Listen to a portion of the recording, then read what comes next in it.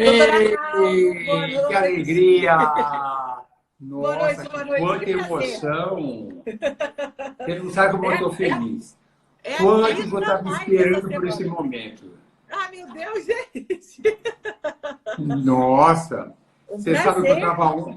eu estava assistindo a sua live, quando você estava falando sobre o pré-natal, eu achei demais. E mesmo porque também eu achei que tudo que você fala tem tudo muito a ver, porque você comentou com muita clareza a importância do médico no pré-natal. Como os médicos de pré-natal têm que ser muito valorizados, afinal de contas, esses bebês serão a próxima geração. E a gente deve ter bem cuidados, porque serão responsáveis pelo resto do que vai acontecer no mundo. E a importância do obstetra é fundamental. E a nossa discussão hoje está antecipando a importância de ter os gametas que vão formar esse bebê. Olha a nossa conversa de hoje, é pré-concepção. A sua conversa é sobre os cuidados no pré-natal. Isso mesmo. Então, eu achei demais o que você fala. Eu gosto quando você conta sobre a sua trajetória, porque a nossa trajetória daqueles que estão envolvidos com a profissão é mais ou menos a mesma. Você vai aprendendo a cada dia, vai se envolvendo com as pacientes, você vê a história dela, você fica sensibilizado com a história dela, você quer melhorar. É uma coisa que aí não cessa nunca. Você sempre quer melhorar. Eu estou sempre atento a cada detalhe. Eu faço autopunições para mim. Nossa, como eu fui incompetente, eu poderia ter sido melhor. Eu pego aquele exemplo que eu tive, até um pouco de remorso, poderia ter sido melhor. Não que eu não tenha feito o melhor que eu podia, mas eu podia ter melhorado um pouco mais. Um pouco Eu mais. sempre acho, dá sempre para melhorar. Mas vou falar uma coisa, eu quero falar hoje, tem muitas perguntas que me deixaram aqui, mas eu também quero arrumar um pouquinho também isso aqui, um pouquinho para mim aqui, mas eu também quero deixar você falar à vontade, porque eu tenho muito que aprender, eu estou sempre aprendendo com você. Então, mas eu sei que a gente não pode avançar muito, porque tem outras pessoas que não têm que dormir, mas eu quero aproveitar o máximo possível o que você vai falar. Então, eu já vou começar a falar e deixar você muito à vontade, as pessoas estão entrando, porque você fala de assuntos que eu adoro. Quando você fala de mitocôndria, eu adoro. Quando você fala de melatonina, eu adoro. Quando você fala de um monte de coisa, eu adoro. Não tem esse conhecimento que você tem, porque o foco da minha vida é a medicina reprodutiva. É lógico que eu me envolvo com os tratamentos na medida que é possível, porque eu tenho outras coisas que passam a ser fundamentais. Por que o embrião não implantou? Por que a estimulação não foi tão competente? E coisas desse tipo. Mas eu estou sempre aprendendo e procurando melhorar. Adoro quando você fala do supranatal, que você põe a acupuntura junto, que você põe a medicina complementar, tudo isso eu adoro, mas hoje a estrela é você, como sempre, e eu quero que você fale o suficiente. Mas eu vou começar já puxando você no assunto, que quando nós falamos de uma preocupação que nós temos, que é muito grande, quando eles falam assim, qual a causa principal de infertilidade? A idade da mulher. Cada dia mais, nós temos mulheres com mais idade que nos procuram porque querem engravidar. Por motivos que todos conhecem, a busca de uma carreira profissional, por elas acreditarem, essa é a preocupação, elas acreditam que a ciência é capaz de milagres, que pode acontecer. Não é bem assim. E me preocupa também com aquelas pacientes jovens, com 30 e pouquinhos anos, e já tem até um ovário já envelhecido com o tempo.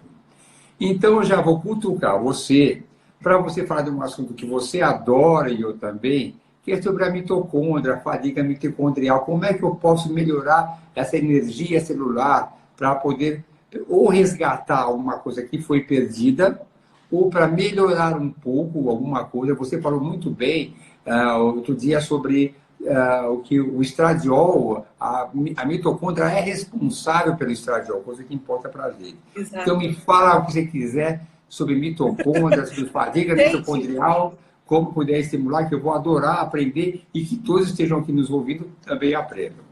Gente, doutora Arnaldo, estou emocionada. Eu tenho um seguidor. Olha que coisa maravilhosa. Pô, que maravilha, que maravilha. Adoro, hein? Adoro. Obrigada, e levo você. obrigada. O que você fala para mim incorpora o meu aprendizado e eu adoro.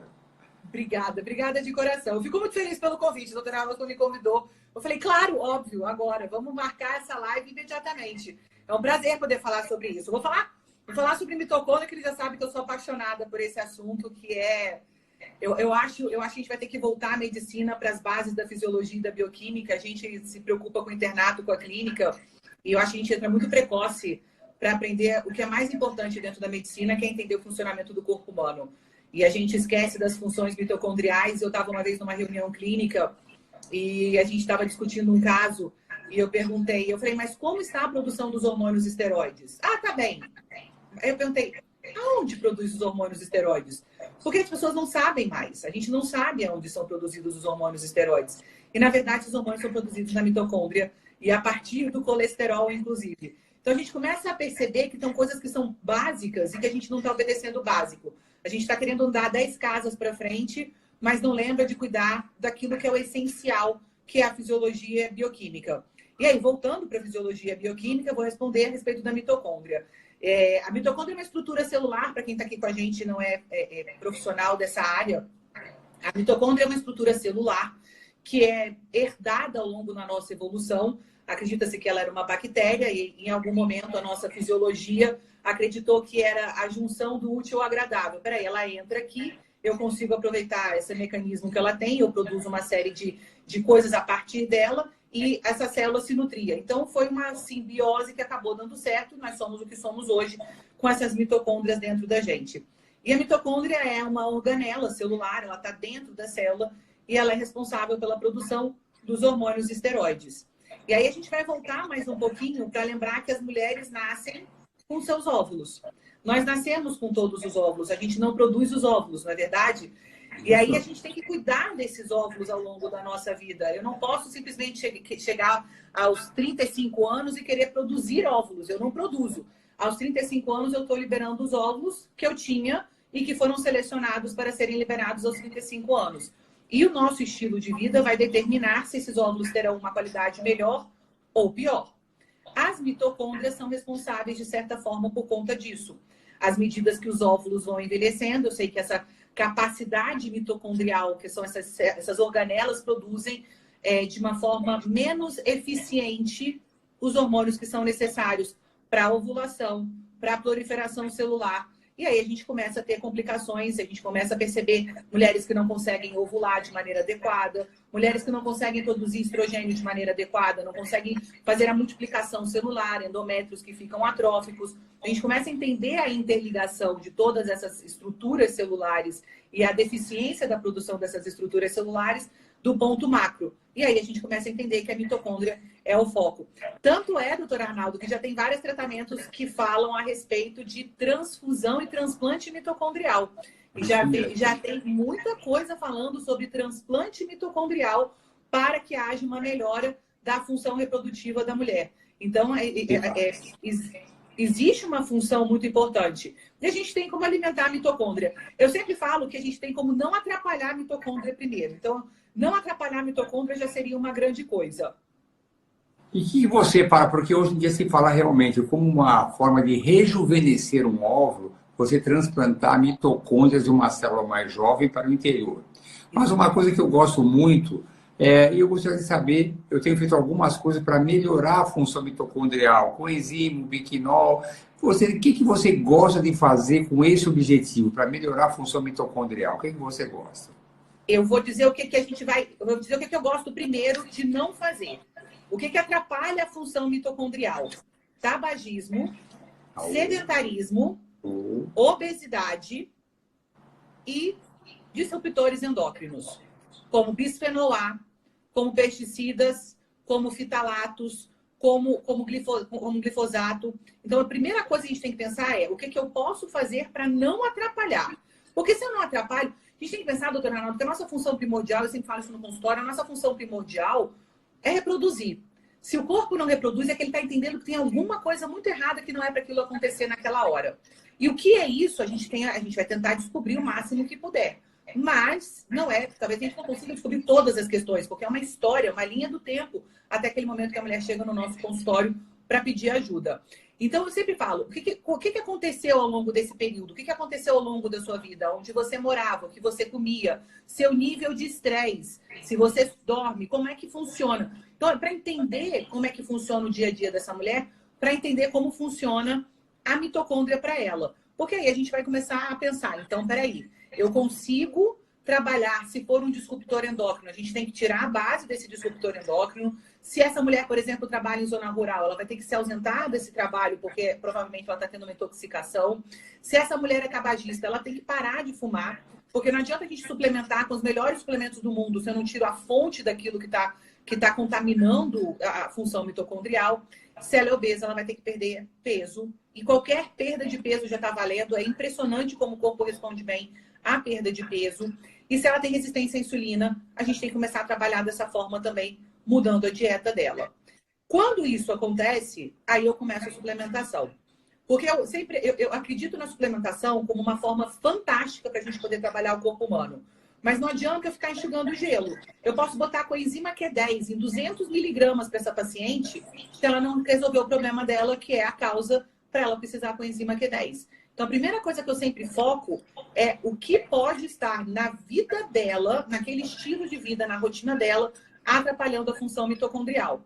Quando eu resolvo isso, aí eu gosto de usar um monte de coisa. Eu sou uma... A mitocôndria, ela precisa de quase tudo que a gente... A mitocôndria, ela suga muitas coisas. Ela precisa de cofatores, ela precisa estar nutrida para funcionar bem.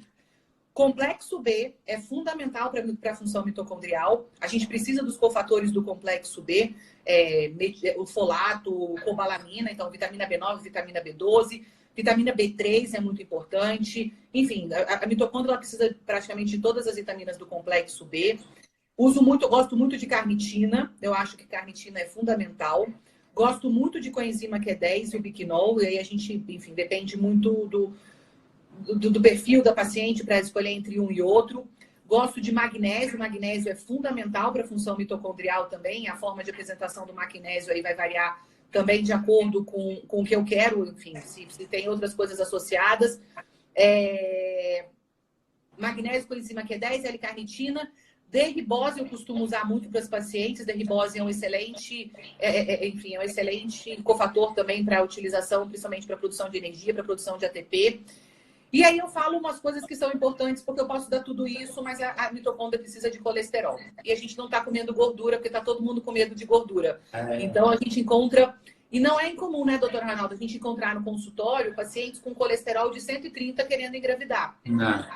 E aí a gente não consegue, porque eu não consigo produzir hormônios esteroides e eu não consigo produzir estrogênio nem progesterona. Não é uma deficiência de estrogênio e progesterona. Às vezes é uma deficiência de colesterol. Então eu gosto muito de alimentar a mitocôndria também pensando no colesterol, porque sem ele não adianta. Eu falo tudo isso porque grande parte das pacientes que devem estar agora nos ouvindo, muitas delas são minhas também, e é a preocupação que a gente tem em procurar melhorar a função ovulatória, porque é muito frustrante. Essas pacientes que nos procuram, vamos dizer que a maioria são pacientes que têm a sua frustração, porque elas queriam ter filhos e acreditavam que normalmente desde a adolescência, aos 12 anos, planejavam uma família, até com o nome de crianças planejadas. Eu tenho 3 filhas e sempre ouvi essa conversa. Chega no caso, de filhos querem viajar, passear, e quando chega aquele momento de ter filhos, elas não conseguem, os anos passam e aí os ovos já estão mais envelhecidos. Então, nós temos algumas estratégias, e uma delas que eu acho bastante interessante e muito importante é tentar reativar as mitocôndrias com o objetivo de melhorar a qualidade ovular. E você acha que essa parte mitocondrial também tem importância no espermatozoide, então, tem? Muita, muita. O espermatozoide gasta uma energia absurda na mobilidade dele. Para ter uma boa mobilidade do espermatozoide, a gente tem que lembrar que o espermatozoide ele é um conjunto de praticamente, simplificando, 3 estruturas. Então, eu tenho uma cabeça, um pescoço e uma cauda. Simplificando para vocês entenderem, tá? O importante é que vocês que estão assistindo a gente entendam essa questão. E aí, para ele ter a mobilidade da cauda, ele precisa produzir uma grande quantidade de uma molécula de energia que se chama adenosina trifosfato, que a gente lembra lá da aula de biologia, que abreviava como ATP. Para isso, quem vai produzir é a mitocôndria. Então, a mitocôndria do espermatozoide tem que estar altamente nutrida para que haja mobilidade. A gente tem que lembrar que o espermatozoide ele é ejaculado, ele tem que sobreviver e passar e encontrar, já começa a mobilidade, a entrada do orifício externo do colo do útero, atravessar o colo, chegar no orifício interno, atravessar o endométrio, atravessar 2/3 da trompa para encontrar o óvulo no terço externo da trompa. Então, é uma caminhada significativa. Por isso que os homens ejaculam 30 milhões e um é o escolhido, né? Não é fácil. E aí, É nessa parte da parte masculina, o zinco ele ajuda como? Zinco, pronto. E é bem lembrado, muito bem lembrado. Já esqueci. Eu tenho um PowerPoint que eu montei aqui na frente da doutora Arnaldo, porque eu falei, gente, eu não posso esquecer de jeito nenhum. Tem um computador aqui. Zinco é um dos minerais mais importantes para a fertilidade. Fantástico, excelente, muito boa lembrança. Adoro zinco. A gente esquece uma coisa, quer ver uma cultura popular que todo mundo sabe? Ostra é afrodisíaco. Todo mundo fala. Comer ostra é afrodisíaco. Frutos do mar, crustáceos são afrodisíacos, não é? Pelo alto teor de zinco da ostra. A ostra é o alimento que mais tem zinco. Então, comer ostra é afrodisíaco porque ajuda na fertilidade. Muito legal. Bom, então estamos nessa parte agora da parte ovular. O que eu quero aproveitar você o máximo possível, mas eu quero dividir em setores para que a gente possa dividir. Então, falamos do envelhecimento ovular, como podemos melhorar os espermatozoides, e no decorrer da nossa discussão, você lembrar de mais alguma coisa, porque as coisas vão se entrelaçando também. Mas vamos falar de alguma coisa que é fundamental, que é a endometriose, que nós sabemos que é uma doença inflamatória, que compromete principalmente a pelvis, embora tenhamos focos de endometriose em outros lugares do organismo, até no pulmão, coração e outros lugares, no aparelho abdominal, mas o comprometimento maior é na pelvis. E a endometriose gera 2 problemas importantes. É a dor incapacitante, que a pessoa tem uma qualidade de vida prejudicada, que é algo importante, que tem pessoas que têm uma qualidade de vida muito complicada, restrita, não conseguem trabalhar, jovens não conseguem namorar, não conseguem ter uma vida sexual boa, porque tem muita dor, que isso prejudica o seu relacionamento afetivo no casamento, e deve levar à infertilidade. E é uma doença inflamatória. E é lógico que a gente tem que procurar, além das indicações que podem não ter uma indicação cirúrgica, dependendo da situação, em medicina reprodutiva, nós procuramos evitar a cirurgia, embora eu faça cirurgia de endometriose, mas eu deixo para um momento mais final, porque a gente sabe que pode comprometer a reserva ovariana, existem outros fatores. Por outro lado, a própria endometriose às vezes consome a reserva ovariana. Quando você tem alguém com uma dor importante, como é que você consegue colaborar para minimizar o efeito inflamatório, outra vez de uma alimentação anti-inflamatória, que tem coisas que eles já sabem de ouvir, porque eu sou atento a essa parte alimentar, não querendo concorrer com nutricionista ou nutrólogo, mas faz parte da nossa vida querer melhorar o atendimento. Todo mundo conhece sobre alimentação, a gente come todos os dias, ninguém é dono desse conhecimento. Esse conhecimento ele existe para todo mundo, não existe isso, gente. Eu mesmo faço as minhas restrições, eu me faço uma. E nossa, se eu soubesse essas coisas que eu tomo para mim mesmo, você ia ficar horrorizado. Mas eu chamo dos meus venenos, né? A minha cheia de veneno que eu tomo até escondido, mas adoro umas coisas e estou muito feliz. Mas o que você fala? Quem tem endometriose, o que pode ser feito para a endometriose, além de, já sabemos, exercício físico, evitar a obesidade, isso na verdade é um chavão para a saúde de todos. O que você pode ajudar esses pacientes a minimizar os efeitos inflamatórios do ponto de vista alimentar e medicamentoso? O que você sugere? A abordagem que eu costumo fazer com endometriose, doutora Arnaldo, ela é uma abordagem visando a produção do estradiol. Existem trabalhos que falam a respeito da endometriose. Endometriose é praticamente uma doença de hiperestrogenismo. Então, a gente sabe que a paciente com endometriose, esse endométrio tem um crescimento não anormal, mas ele tem um crescimento não controlado. E ele se comporta de uma maneira diferente. Existem vários estudos que correlacionam, inclusive, com disruptores endócrinos. Existe muito trabalho falando sobre bisfenol A e endometriose. E a endometriose, então, quando você tem a implantação desse endométrio fora da cavidade endometrial, que ela causa esse perfil inflamatório. Minha abordagem sempre com a endometriose é tentar diminuir essa dor. Então, a gente utiliza muito fitoterápicos, que são para anti-inflamatórios naturais. Cúrcuma é excelente, quercetina é excelente. E eu gosto muito do resveratrol para endometriose. Eu, particularmente, gosto bastante de resveratrol para endometriose. E aí eu utilizo uma outra abordagem, porque eu tento avaliar a paciente com endometriose, ela costuma ter sinais de hiperestrogenismo. Então, a paciente com endometriose geralmente tem mastalgia, tem cefaleia, tem dor de cabeça pré-menstrual, tem TPM, são pacientes que têm sinais de hiperestrogenismo. Então, existe um desequilíbrio entre a ação do estrogênio e da progesterona, principalmente na segunda fase do ciclo. E eu trabalho muito visando o detox hepático, a detoxificação hepática desse estrogênio. Então, eu utilizo muito cálcio D-glucarato, utilizo muito magnésio para isso, utilizo silimarina para isso, eu gosto muito de silimarina. Coenzima Q10 eu gosto bastante. E eu avalio sempre a função intestinal dessas pacientes. Usualmente, as pacientes com endometriose, elas têm constipação. E eu preciso eliminar o estradiol através da evacuação. Então, essas pacientes, elas ficam constipadas, não conseguem eliminar o estradiol e a gente precisa trabalhar com a eliminação do estradiol através da evacuação. Então, são mulheres que a gente tem sempre que observar isso. Existe ainda um conjunto, hoje a gente já também tem esses estudos mostrando uma coisa chamada estroboloma. Então, a gente já sabe que existe uma microbiota responsável pela manutenção e pela detoxificação do estradiol. Essa microbiota está dentro do intestino.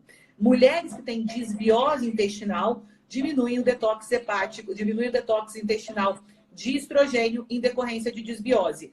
Então, é possível que a gente também tenha que corrigir uma disbiose. Mas aí começam as avaliações individuais. Mas a parte hepática é fundamental para as pacientes com endometriose, porque a gente precisa detoxificar o máximo possível, porque, obviamente, quem vai fazer a produção desses hormônios todos, isso é uma função hepática, as mitocôndrias hepáticas também têm essa função, voltamos para as mitocôndrias novamente, então eu preciso fazer uma parte de detoxificação e uma ativação da função hepática. Gosto bastante de trabalhar com questões hepáticas para endometriose. Mas você vê realmente, a endometriose é uma doença que do grupo de pacientes que nos procuram, que querem engravidar, mas a grande parte delas sofre muito com isso, ou por dor. E são diagnósticos que devem ser feitos logo no início, porque podem estar realmente comprometendo não só a anatomia, como esse processo inflamatório. E na maioria das vezes não é necessária uma intervenção cirúrgica, nós podemos minimizar os efeitos indesejáveis, a sua inflamação, através de tratamentos complementares. Então, eu acho isso bastante interessante. Eu quero fazer uma pergunta que vou até fugir um pouquinho, que ontem eu vi a sua... Deixa eu só fazer um... Desculpa, doutor Arnaldo. Ácido alfa-lipóico, bem lembrado. Paulinha, obrigada. Excelente. Ácido alfa-lipóico eu gosto muito, viu? Excelente, boa lembrança. Adoro estar sempre atento. Eu quero fazer uma perguntinha sobre a sua live, sobre ácido fólico e metilfolato. Eu perdi um pouquinho. É que eu perdi um detalhe. Vai aparecer nessa live. Qual que é a dose... Vou até fugir um pouquinho, mas isso me deixou meio assim angustiado. Qual que é a dose de metilfolato que você indica para quem quer conceber? Eu começo com 400 microgramas. Todas as minhas pacientes começam com 400 microgramas e eu vou testando o metabolismo delas. E é literalmente testando, doutor Arnaldo. Quando eu comecei a estudar mais essa parte de variantes genéticas, que a gente chamava de polimorfismos antes, eu dosava metileno tetidofolato redutase para todo mundo, eu dosava 1298, eu fazia avaliação de 677, eu fazia avaliação de todas essas questões. E a minha avaliação, eu faço avaliação das minhas clientes do consultório, que são as pessoas que eu cuido, que eu trato. E eu percebia que era extremamente comum. Então, eu tinha muito poucas pacientes que não eram, no mínimo, heterozigotas para metileno tetidofolato redutase. A gente sabe porque os estudos epidemiológicos mostram que, no mínimo, 40% da população é heterozigota. Tem alguma variante genética para metileno tetidofolato redutase, que é a tal da MTHFR que todo mundo fala. Diante disso, eu falei, então, peraí, então tem alguma coisa errada. Isso tem mais ou menos uns 10 anos. Porque a gente está usando ácido fólico para todo mundo e não é possível, porque se a gente tem usar ácido fólico não pode para metileno tetidofolato, porque você sobrecarrega as vias enzimáticas. Então, vamos começar com metilfolato. Nessa época, foi quando eu fiz a minha pós de nutrologia, que eu fui entregar minha monografia, que eu falei isso na live, inclusive. Eu fui fazer uma pesquisa sobre ácido fólico dentro da literatura e vários trabalhos falando sobre ácido fólico e a forma... Ácido fólico está envolvido, o excesso de ácido fólico está envolvido com uma série de doenças crônico-degenerativas. Tem trabalho mostrando relação com função hepática, com câncer, com hipertensão, com obesidade, enfim, tem muita coisa. Porque se a gente for analisar bem, de novo, a gente vai voltar lá para o comecinho da live, quem é que faz esse ciclo de um carbono? Qual é a organela? A mitocôndria. Então, quem vai fazer todo esse metabolismo é a mitocôndria. Então, a hora que a mitocôndria não consegue trabalhar, o resto todo que vem depois não consegue trabalhar também. Então, é importante a gente pensar aonde está o metilfolato, para que serve o metilfolato, é a organela que vai fazer, onde é que está acontecendo esse ciclo de um carbono. E isso acontece dentro da mitocôndria. Então, eu comecei a pensar a respeito disso e eu falei, não, tem alguma coisa muito errada. Quando eu comecei a estudar ácido fólico, me chamou muito a atenção que vários países não têm suplementação obrigatória de ácido fólico, principalmente países europeus. Países nórdicos e europeus não têm suplementação obrigatória de ácido fólico. E nós temos suplementação, os Estados Unidos têm suplementação, mas eles têm, os dados que saem, principalmente dados americanos, são dados que mostram que não deveríamos fazer essa suplementação obrigatória, porque, obviamente, se 40% da população, pelo menos, tem essa mutação da metileno, essa variante genética da metileno tetridofolato redutase, então a gente estaria prejudicando o metabolismo dessas pessoas. Em decorrência disso, a gente quer chegar numa dose. Qual é a dose? Onde é que eu vou botar a dose? Como é que funciona? Eu tenho que lembrar que a metileno tetridofolato redutase, ela é uma das enzimas de um metabolismo extremamente complexo, que é esse metabolismo de um carbono, em que esse radical metil ele fica circulando entre várias reações enzimáticas e ele precisa de cofatores, e é por isso que é importante a vitamina B9 e a vitamina B12, que são os cofatores para que haja essa função. Quando a gente começa a avaliar isso, eu percebo que a metileno tetridofolato ela é responsável por uma parte só. Eu tenho outras enzimas que são tão importantes quanto. Então, a gente tem que começar a avaliar o conjunto e não somente a enzima. Porque se eu sei que 40% da população tem, a gente tem que usar metilfolato. E, na verdade, a gente deveria usar, era nem usar nenhum nem outro. O que a gente deveria fazer era comer a folha verde crua. Então, o que a gente devia estar fazendo era comendo folha verde crua. Com isso, a gente quer saber a dose. Então, volta para a dose. Qual é a dose? A dose que foi estipulada de ácido fólico, não de metilfolato, foi 400 microgramas. Porque naquela época, quando foi estipulado, os trabalhos mostravam que essa dose, em trabalhos experimentais, era capaz de melhorar a replicação celular. Então, é a dose que eu utilizo. Porém, eu faço avaliação principalmente de homocisteína nas minhas pacientes. As minhas pacientes em consultório, eu sei que a dose de metilfolato é adequada quando essa homocisteína está entre 4 e 6. Aí varia. Eu tenho paciente que usa 200 microgramas, eu tenho paciente que usa 800 microgramas. E se o senhor me perguntar, eu tenho psiquiatras em Brasília, porque a gente conversa muito sobre ciclo de um carbono, eu tenho grupos enfim, que a gente discute muito a respeito, que o metilfolato ele tem uma importância para a gestação muito grande, mas, como eu disse, ele tem interferência na função mitocondrial. Então, ele tem interferência para a função do cérebro, para a função do coração, para a função do intestino, para a função do pâncreas, para a função do fígado, funciona para absolutamente tudo. Do alfinete ao foguete, metilfolato ele é importante. E tem muitos trabalhos mostrando o efeito do metilfolato em pacientes com depressão, em doses altas de metilfolato. Tem paciente usando 5 miligramas, 10 miligramas de metilfolato em alguns casos. Pode Não ajudar. é a minha experiência na gestação. A minha experiência na gestação são doses muito menores e eu controlo pela homocisteína, que é o nosso melhor parâmetro para saber se esse ciclo de um carbono está funcionando bem. Realmente, isso são desafios que nós temos aqui. E aqui no IPJ, o nosso desafio não é só conseguir que as mulheres engravidem, que é a nossa meta fundamental, e depois nós damos continuidade também. E toda essa preparação que nós fazemos é uma preparação para que a pessoa conceba e tenha uma gestação saudável e um bebê saudável também. Já vamos, como eu vejo que o tempo aqui passa tão rápido aqui, eu tenho que já pular de alguns assuntos. Então, aí tem algumas perguntinhas. Eu quero falar um pouquinho de ovário policístico também. Não, eu quero falar de ovário policístico, porque aqui, como se disse, a estrela aqui é você. Você falou sobre o biquinol com coenzima Q10, e você, conforme a paciente, escolhe um ou outro. Qual o critério? Porque o biquinol é metabolizado e vai para a coenzima Q10 depois. Você tem critério de escolher um ou outro? Eu acho que a coenzima Q10 dá muito mais taquicardia do que o biquinol. Então, eu tenho pacientes que são muito sensíveis à coenzima Q10. E aí, doses acima, geralmente doses acima de 100 miligramas, a paciente não tolera bem a coenzima Q10. E aí, eu prefiro usar o biquinol. Então, é muito mais do ponto de vista clínico do que propriamente... Aliás, laboratorial, a gente não consegue fazer essa avaliação laboratorial. Então, é uma questão química. Eu tenho pacientes que têm taquicardia, porque o músculo cardíaco tem muita mitocôndria, porque eu preciso de muita energia para fazer a contração do coração o tempo inteiro. Então, eu preciso que essa paciente se adapte bem. Geralmente, são pacientes que são desnutridas de várias outras coisas, principalmente de complexo B, porque a coenzima Q10 é extremamente dependente do complexo B. Então, geralmente, é um paciente que tem outras desnutrições. Mas eu faço muita avaliação química. Tem paciente que se incomoda com a taquicardia da coenzima Q10. Eu te falar quanto que eu uso de coenzima Q10, você vai ficar assustada. Mas não sou eu. Trabalhos de medicina reprodutiva sugerem até 500, 600 miligramas de coenzima Q10. Eu tenho uma boa experiência. Eu não tenho muitos problemas, não. Tem um serviço até 1000. Como é a dose... E eu, particularmente, estou com 600 miligramas e estou muito feliz e, olha, contentíssimo. Mas eu sei que a dose preconizada é essa que você falou, 100 miligramas, não mais do que isso, no máximo 200. Sensacional. E o ovário policístico, hein? Além de toda aquela parte de resistência à insulina, que a gente já conhece, você pode acrescentar alguma coisa para essas pacientes que estão nos ouvindo aqui?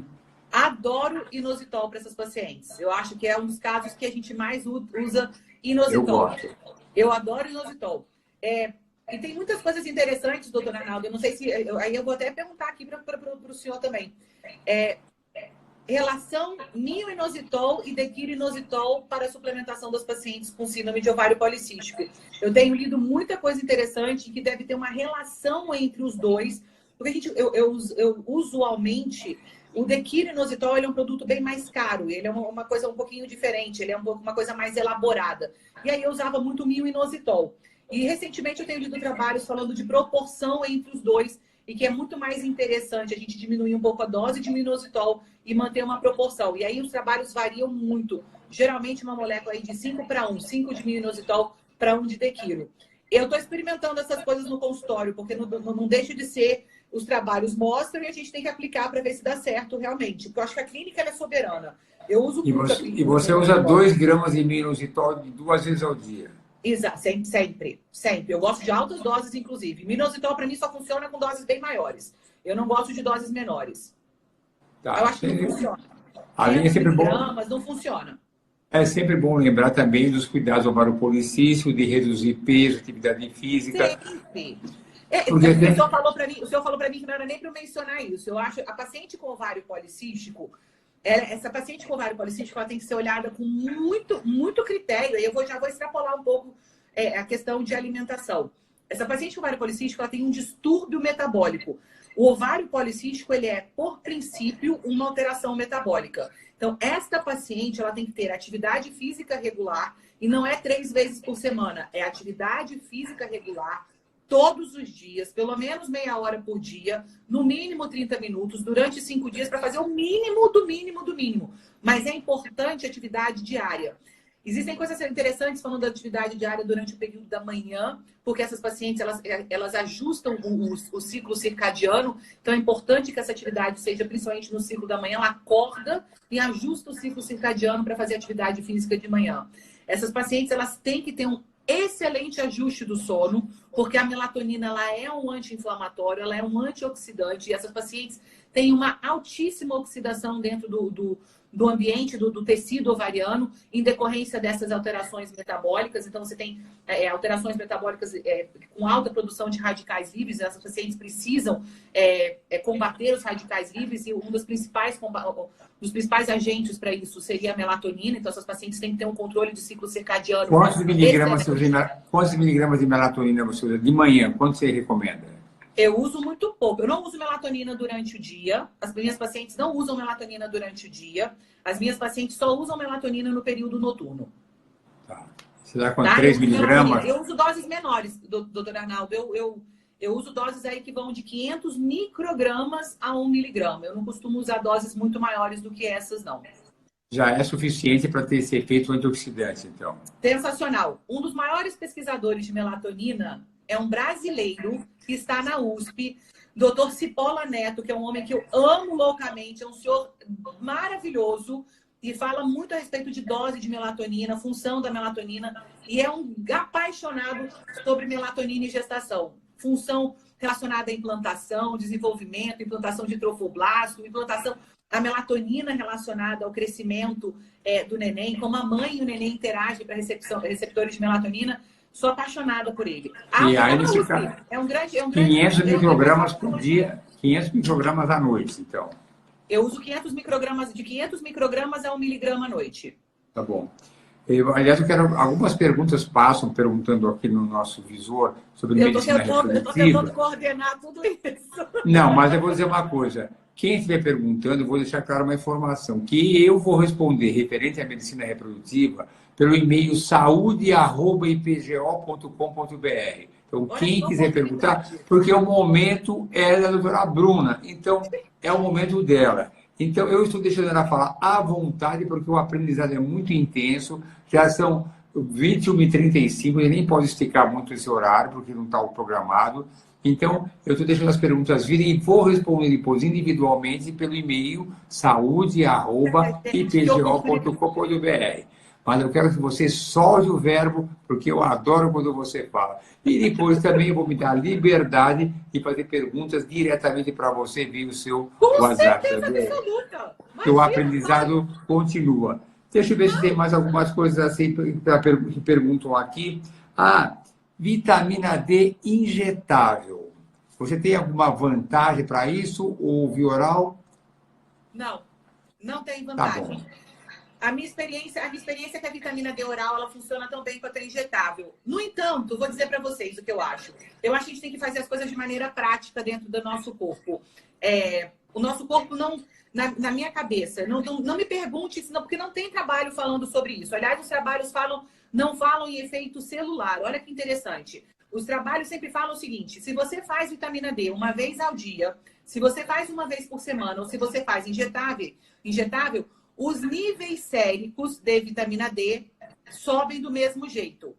Mas eu não estou preocupada com o nível sérico, eu estou preocupada com a ação celular. A vitamina D ela não é uma vitamina de armazenamento, ela é uma vitamina que a gente tem que se expor ao sol, ela é metabolizada e a gente tem que trabalhar isso todos os dias com o ciclo circadiano. Eu acho que é uma questão muito lógica pensar de onde vem a vitamina D? Da minha exposição solar diária. Então eu preciso do contato dos raios ultravioleta na minha pele para, a partir do colesterol, a gente produzir vitamina D. Tá vendo? Colesterol de novo.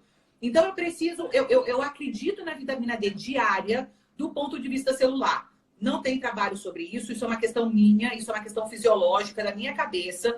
E tem um grande médico, inclusive, que no Brasil também, o doutor Cícero, que fala a respeito disso. Eu lembro uma vez que ele falou no congresso, ele falou assim: só reponha a vitamina D, pelo amor de Deus, e controlem essa pandemia que a gente tem de pessoas com deficiência de vitamina D. E eu concordo de certa forma. Então, se para você é um problema tomar vitamina D todos os dias, vai tomar toda semana, vai tomar injetável. Eu priorizo a injetável? Não. Mas pode ser que seja o que você, eu sou médico e a pessoa que esteja cuidando de você priorizem. Eu não sou contra. Eu só na minha cabeça não funciona. Eu gosto de vitamina D todos os dias, principalmente durante a gestação. Tá ótimo. E só para finalizar, para não esticar, e a coenzima Q10 injetável? Você tem experiência com isso? Eu gosto, vou dizer, eu gosto. Lá vou eu vou falar um negócio aqui que eu gosto de um soro mitocondrial, apesar de todo mundo, as pessoas falarem, isso não funciona, isso não tem nada, isso... eu escuto às vezes as pessoas falando isso, mas eu duvido que uma pessoa que use uma coenzima Q10, um complexo B, num soro, não se sinta melhor durante a semana, pelo menos. Eu gosto da coenzima Q10 injetável, eu gosto bastante. Eu acho que as terapias venosas, elas ajudam em muita coisa, até para simplificar a vida das pessoas. Então, é possível fazer. Eu preciso que seja feita? Não. Essa é a questão. Então eu não vou usar a coenzima Q10 porque eu não tenho terapia venosa, eu não vou fazer terapia venosa, então eu não vou fazer coenzima Q10. De jeito nenhum. Por favor, use coenzima Q10 da forma com que você achar melhor. Apenas use. Eu acho que a gente começa a complicar um pouco as coisas, porque os resultados de trabalhos científicos com as doses não falam em avaliação de via. Eu desconheço qualquer trabalho, até estou aqui, se alguém tiver algum, dizendo para mim que tem uma comparação de coenzima Q10 injetável, comparando com coenzima Q10 via oral, em resultados, por exemplo, com pacientes que têm a endometriose, pacientes que querem melhorar a síndrome de ovário policístico. Porque a gente usa a coenzima Q10 para fertilidade praticamente para tudo, porque melhora a função mitocondrial. Então, eu acho que essa comparação, apenas use o que for mais fácil. Agora, a coenzima Q10, doutora Arnaldo, como todos os suplementos, eu quero fazer um parênteses aqui para vocês. Olha a qualidade do que você está usando. Porque suplementação é um mercado enorme, bilionário, e tem muito produto ruim no mercado. A gente deve tomar muito cuidado. Porque eu tenho pacientes que às vezes chegam no consultório e mostram para mim e falam assim, ó, eu estou usando esse ômega 3, eu estou usando essa coenzima Q10. Eu vou dizer, olha, isso e farinha é a mesma coisa, porque esse laboratório não tem referência, não tem nada, não tem trabalho, não tem nada, não tem absolutamente nada. Então, só cuidado com suplementação, porque não é porque diz coenzima Q10 que, de fato, tem coenzima Q10, porque a suplementação tem uma regulamentação diferente do que medicamentos pela Anvisa. Nós vamos encerrar aqui. Eu vi que alguém perguntou que não prestou atenção no que podia tomar como anti-inflamatório na endometriose. Eu quero deixar bem claro que esse estará gravado no YouTube. Vamos encerrar, porque já está tarde, e vai estar gravado. Vocês poderão ver quantas vezes vocês desejarem. Então, eu vou encerrar. Bruna, adorei. Obrigado pela oportunidade. Se vocês precisarem, eu estou à disposição. Tá bom. E eu vou sempre te encher com perguntas diretas, pedindo seus conceitos, porque essa parte complementar me ajuda muito bem. O meu domínio é sobre a medicina reprodutiva, mas essa medicina complementar eu preciso demais da sua ajuda e as minhas pacientes também. Tá bom? Um beijo para você, um beijo para todos que estiverem aqui e até mais, tá bom? Obrigada pelo convite, obrigada pela companhia de vocês. Um beijo, boa noite. Um beijo, tchau, tchau. Agora, encerrar.